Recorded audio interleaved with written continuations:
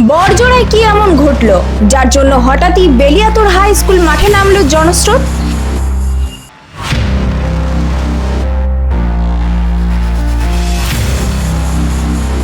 এক ঝলক দেখতেই ভিড় জমালো হাজার হাজার মানুষ, আর সেই ভিড়ের মাঝেই মঞ্চে উঠে বড় বার্তা দিলেন অভিনেতা সাংসদ দেব। কি বললেন তিনি, সবকিছু জানাবো এই প্রতিবেদনে। নমস্কার, আপনারা দেখছেন ভয়েস অফ বাঁকুড়া। বাঁকুড়ার সব খবর, সঠিক খবর সবার আগে।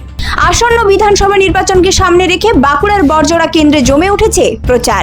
তৃণমূল কংগ্রেসের প্রার্থী গৌতম মিশ্রকে সমর্থন করতে গতকাল বেলিয়াতোড় হাই স্কুল মাঠে উপস্থিত হন ঘাটালের সাংসদ তথা জনপ্রিয় অভিনেতা দীপক অধিকারী ওরফে দেব। তার আগমন ঘিরেই সকাল থেকেই ছিল প্রবল উচ্ছ্বাস। দূর দূরান্ত থেকে হাজার হাজার মানুষ ভিড় জমান শুধুমাত্র একবার তাকে কাছ থেকে দেখার জন্য। মুহূর্তের মধ্যেই গোটা মাঠ পরিণত হয় জনসমুদ্রে। মঞ্চে ওঠার পর তাকে উষ্ণ সম্বর্ধনা জানানো হয়। তৃণমূল প্রার্থী গৌতম মিশ্র নিজেই ফুল ও উত্তরীয় দিয়ে দীপক অধিকারীকে সম্মান জানান। করতালিতে মুখর হয়ে ওঠে পুরো সভাস্থল। এইটা আপনাদের গণতান্ত্রিক অধিকার, আপনারা যাকে ইচ্ছা ভোট দিতে পারেন, কিন্তু হ্যাঁ, দেওয়ার আগে আপনাকে ভাবতে হবে কোন দল, কোন সরকার, কোন প্রার্থী এবং কোন দলের কর্মীরা আপনাদের সঙ্গে ছিল, আছে এবং থাকবে। এরপর বক্তব্য রাখতে গিয়ে দীপক অধিকারী বলেন, ভোট দেওয়া আপনাদের অধিকার, কিন্তু সিদ্ধান্ত নেওয়ার আগে ভাবুন কোন দল সবসময় আপনাদের পাশে ছিল, আছে এবং থাকবে।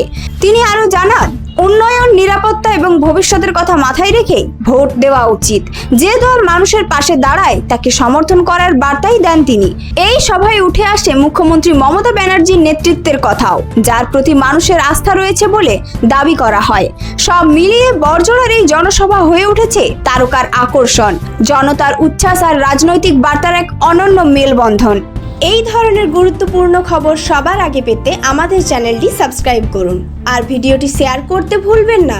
আপনার মতামত কমেন্টে জানান আর লাইক শেয়ার করে ভয়েস অফ বাঁকুড়ার পাশে থাকুন।